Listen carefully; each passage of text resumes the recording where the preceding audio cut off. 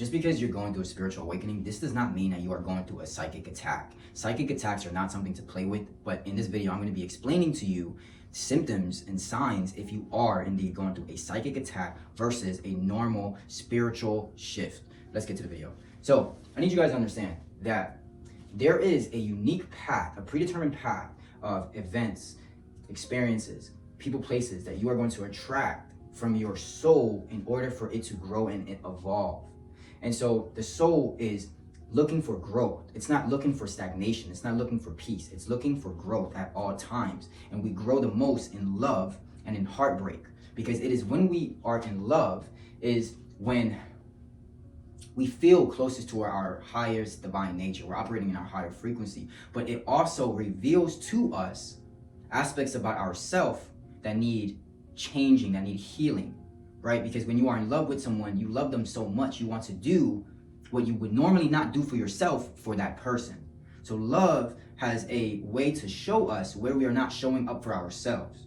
Heartbreak pulls us away from this love and reveals to us where we need to evolve and grow and what we need to let go of. It reveals to us our unhealthy attachments and traumas and patterns that we are stuck in, right? Because it's when we are the most uncomfortable is when we grow. Because the planet is experiencing a conscious shift right now, this term psychic attack, this person, whatever, I'm going through a psychic attack, it's becoming a trend. And I don't think you guys understand the severity of what a psychic attack actually is and why this is not something to play with. You have to understand, when you are going through a conscious awakening shift, as in you are rising in your awareness of yourself and interconnection with spirit and the universe, right? Your mind is opening. And because your mind is opening, there is no ground underneath you. You don't know what to believe. There is no whole truth ideology just yet.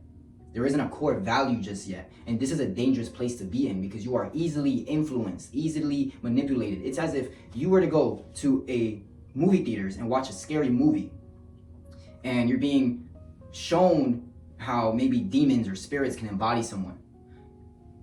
And so when you go home, you are feeling fear. You're feeling emotions you didn't feel prior to watching that movie. But if you are not aware of the power of your emotions, of the power of your thoughts, of how you manifest, of how you co-create, of how you call things into your life, right? This is how you are able to invite experiences that you don't want to happen in your life, simply because of your magnetism, simply because of your unawareness, your ignorance. There's a level of ignorance here. And ignorance can manifest in disastrous outcomes, especially when we are coming towards, or when we are talking about mysticism and occultism and spirituality. So here are signs that you are simply just going through a spiritual growth season in your life. Spiritual growth seasons are like storms that come and you lose your sense of self, you lose your identity, you lose your relationships, you lose your job, your business starts to decline. You feel tired, you feel like you're doing everything that you could possibly do, but for some reason nothing is changing. You're experiencing heavy emotions that just come out of nowhere, right? Your emotions are fluctuating, right? Out of nowhere, it may feel like. You're experiencing a bit of depression and you don't know why. You have a hard time in explaining where this depression or this feeling like nothing really matters or you've done everything that you could do comes from. This is your soul experiencing a purge. In your current state of awareness and how you are currently living, your soul is sending your ego, your conscious self, signs, like warnings that you've gone off the path, right? You are not following what your spirit is trying to get you to do. And when you always follow your spiritual path, the right side of the light, it's always going to ask of you to let go and to grow and to forgive yourself. And so this happens kind of out of nowhere, where experiences seem to manifest in your life that are pulling you from your old ways, your old identity, your old sense of self, and it's very uncomfortable. It forces you to expand your mind and sit with yourself and deeply reflect. This is what a normal conscious spiritual awakening looks like.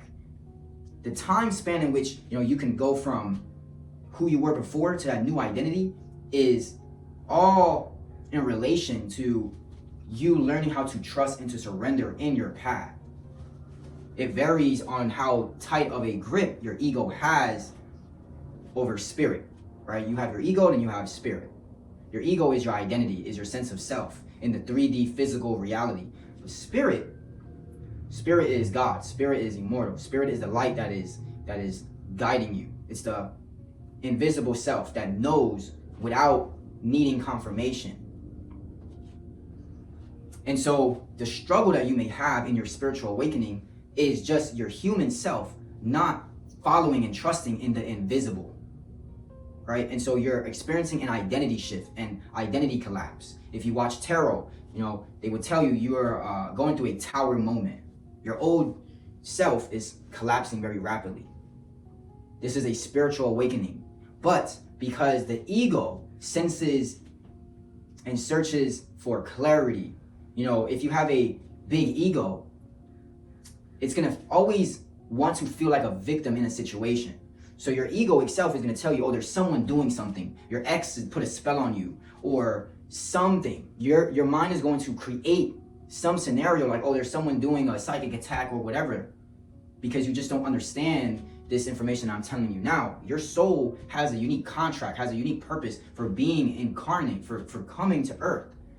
And so when events happen like this, it's actually just a part of your evolutionary growth, for your destiny, for your life's purpose to unfold and unravel. It's like you're praying for something and then things are getting taken away from you, but that is the path. That's what you just prayed for is now becoming made manifest.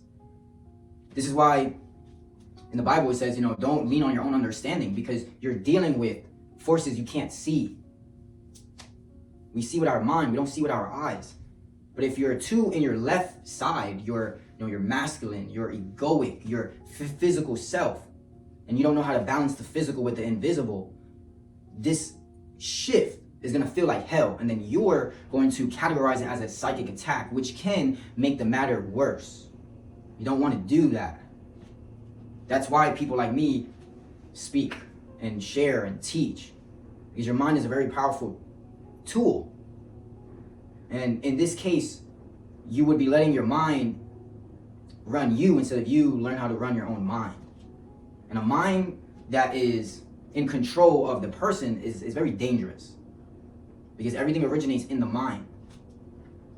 All creation starts from the mind, from the imagination. So if you are thinking that someone is doing something to you, you're only going to induce worse symptoms over your life, of anxiety, of attack-like symptoms, of paranoia, of whatever it is that you're experiencing. You are going to make it worse due to your own ignorance.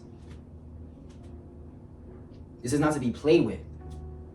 You have to understand spirituality. You have to study spirituality.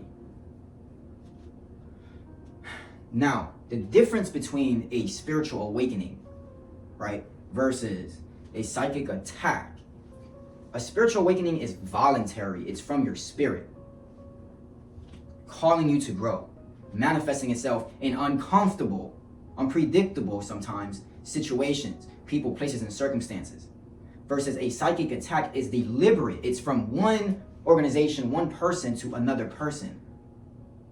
Oftentimes, they are manipulating your etheric body. And again, if you don't have any knowledge of spirituality or energy and metaphysics, and you are not someone that is grounded in a faith, this is where you are most susceptible. You're an easy prey. You're an easy prey to someone that studies, whether it's mysticism or occultism or whatever it is. You would be an easy prey, especially if you're going through some type of awakening in your life, you're going through a hard time in your life, easy prey. Because most people struggle with faith. Faith requires you to step out of your physical human senses and into your sixth sense, into your invisible senses, intuition, clairvoyance, claircognizance. And even clairvoyancy and claircognizance, this needs a preparation time. Like, you have to learn how to sit with yourself and meditate and take certain steps to increase these psychic abilities. Most people don't operate from their higher chakras as much as, standard people dominantly operating from their ego. So a psychic attack is deliberate. It's someone with an intention, a negative intention, to manipulate you, to get something from you, or to harm you. And what increases the symptoms, what keeps the psychic attack happening, is your own invitation due to your own ignorance, due to your own misunderstanding. You invite this attack because you're unaware. And because you're unaware, oftentimes where we are the most unaware, we experience the most fear, right? People are afraid of the dark. Why? Because in the dark, they can't see. There's a level of unawareness. You don't know. And because you don't know, to the ego invokes fear. And so because you don't know, you get more frightened. But fear is a low vibration. So the longer you stay in fear, the stronger this invisible attack that causes symptoms and blocks in your life can manifest. And it's going to hold a grip over your etheric body. Your etheric body is more or less, we can look at it like your invisible self. But your aura is designed to protect your invisible self. And so this is why fear can be a dangerous thing. Ignorance, especially when you're going through certain things in your life, can be very dangerous when you're dealing with spiritual, mystic, occult-like nature. And your aura is your energy field. It's your defense against the invisible. And your emotions is your energy in motion. So if you are someone that often experience mood swings and emotional spikes, and you're easy to get over on, like someone can easily emotionally manipulate you, right? You are someone that don't understand the power of your emotions and in vibration. Because your emotion, the higher your emotion, the stronger your magnetism, the more protected you are. The longer you stay in lower emotions, right? You're fearful, you're depressed, you're sad, you're grieving, you feel worthless. The lower you stay in this energy field, the lower or weaker your protection shield is around you. Thus, if someone specifically intended to harm you, if they know occult knowledge or mysticism, or spell like, white, black magic, so on and so forth, because you are ignorant and your vibration is low, you're an easy prey. You're someone that they can send an attack to. Again, psychic attacks are very rare. I just want to put that out there. It's rare for someone to truly hate someone else, to where they have to go out of their way to learn certain knowledge or seek someone that would help them in this attack. Because most people aren't aware of how to do magic, how to do or would even want to take the risk of this type of work. But then there are people that would.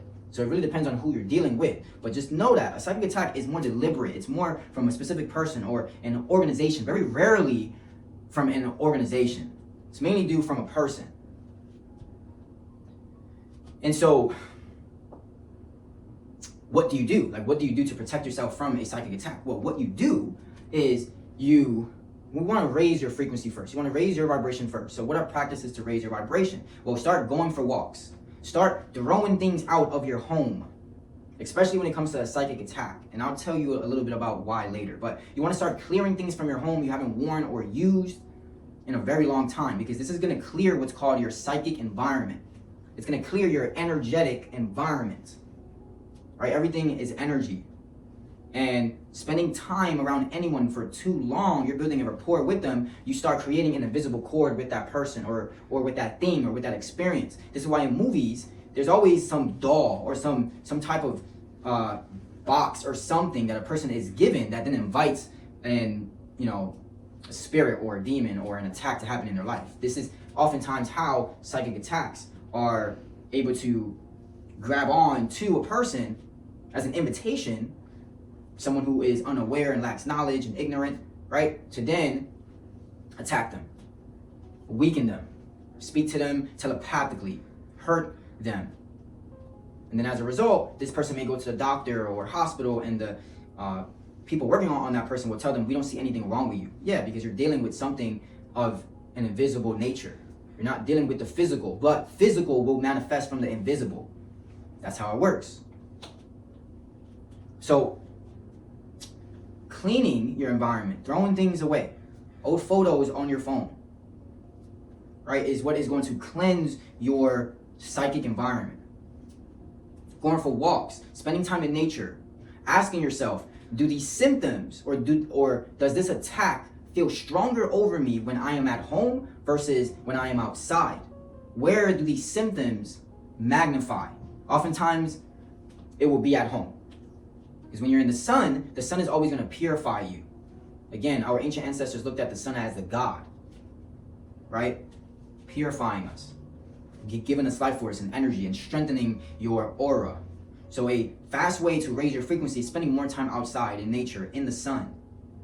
If you have any old things in your house, you want to purify it. You want to wash it. You want to take it outside and let it spend more time in the sun, because it's going to purify, again, any invisible cords you may be unconscious of, unaware of. All right? So now that you're raising your vibration, what you want to do is you want to sit with yourself, self-reflect, and ask yourself, is there a person in my life, or is there a person I just met that maybe I don't feel my best self around, or maybe there can be an intention, like maybe there's something I have that they want, right? And the reason for this is because you want to, and we're using an example that you are someone going through a psychic attack, which again is very rare. It's very rare. But let's say you are someone that is, you believe you are being manipulated, or you believe that there is some phenomenon happening that suddenly came out of nowhere. So what I would ask you is reflect on all of your connections in your life without mentioning your self-reflection process to them at all. You want to, remain a secret, more or less. Remain a secret. Ask yourself, which person did I just meet? Is there a new environment I just went into? Is there a person that I don't know too much of, and they want to know more about me? You want to keep this as like in your journal. You want to write it out so you can start becoming more aware of where you are spending your energy. And now I want you to ask yourself, in these environments, what are you doing in these environments? Are you leaving anything that is yours in these environments? Do you have a bad feeling about a person when you're at the barber shop? Are you getting your nails done frequently out of place, and there is a woman that eyes you, and I don't know, you would know. And the reason being is because you want to pay attention. Where are you leaving your own DNA? Something that someone can use to manipulate you. This is how you create an invisible connection, is when you are leaving your own aspects of yourself, hair, nails, something you wear all the time. It could be a hat. You wear this hat all the time. A particular shirt, something you use. It's not enough for it to just be worn once, right? But something that you use all the time, you wear it all the time, an old blanket. Be mindful. I want you to start asking yourself, is there something I left? Because the longer that it is on your person, the stronger it has a invisible connection to you, because we're dealing with the invisible. And if someone that is aware of this information gets access to your energetic connection, now they have a tool that they can work with.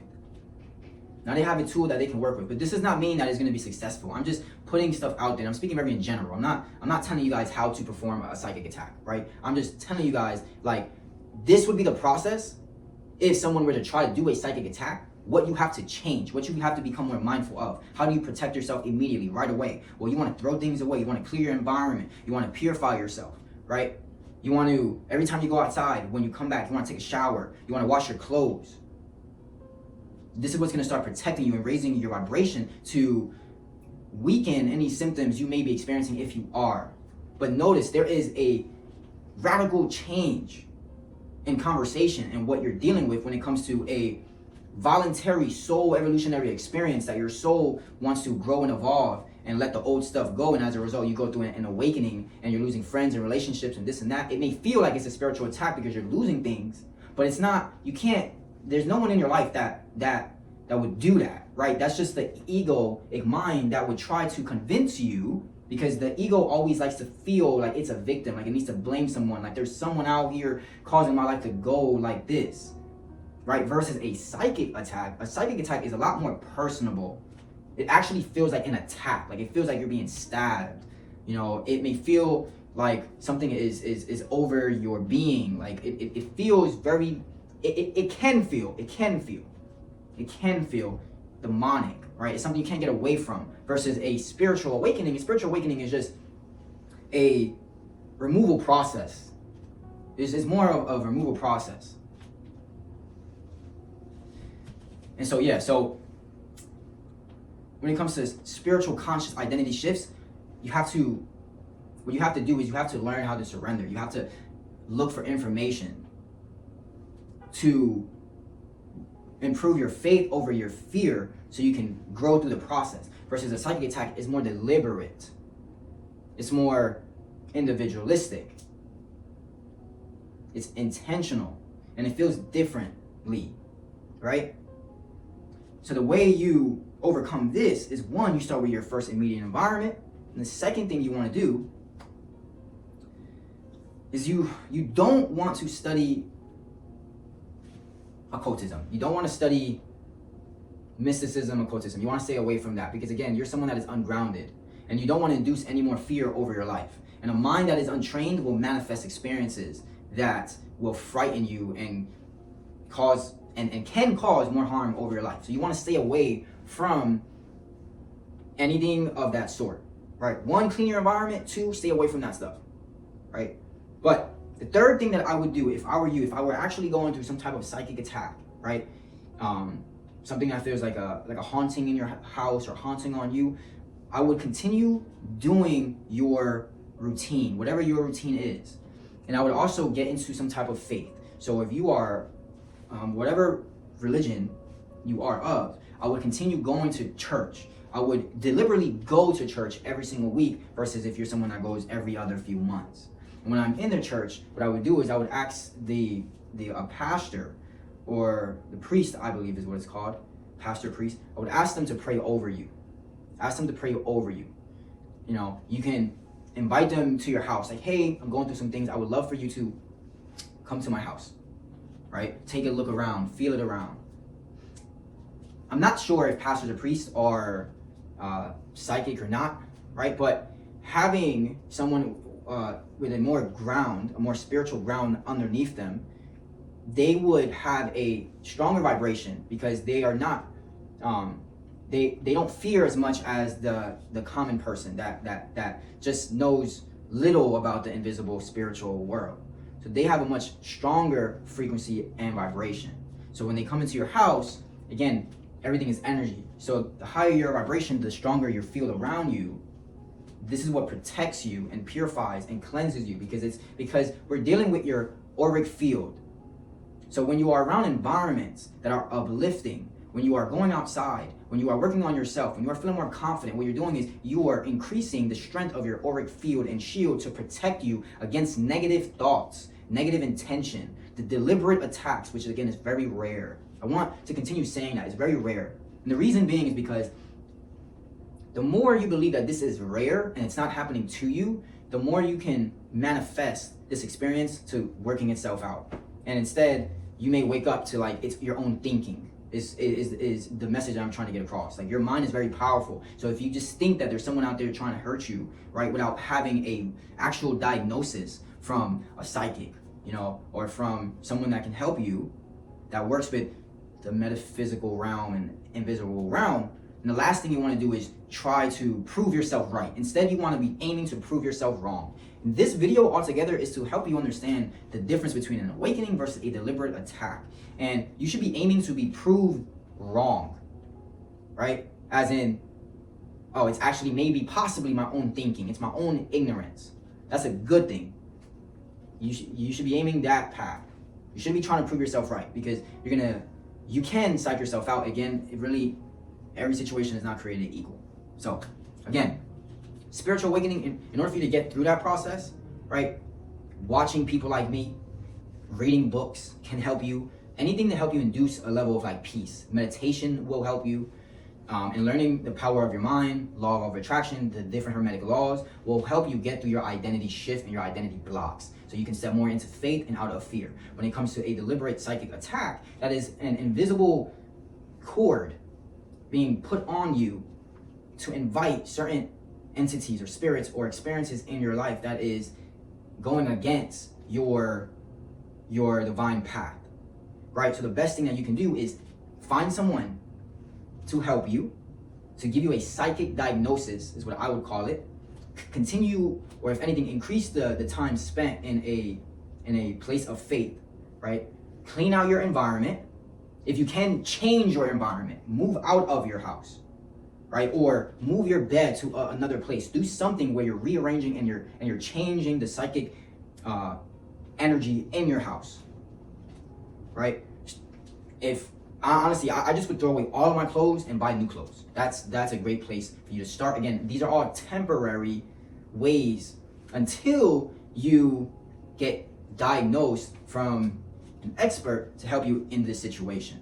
One is just voluntary from your soul. Another one is, again, very rare, but an attack, right? And the way I want to end this video is like, the best thing that you guys can be doing is just raising your consciousness.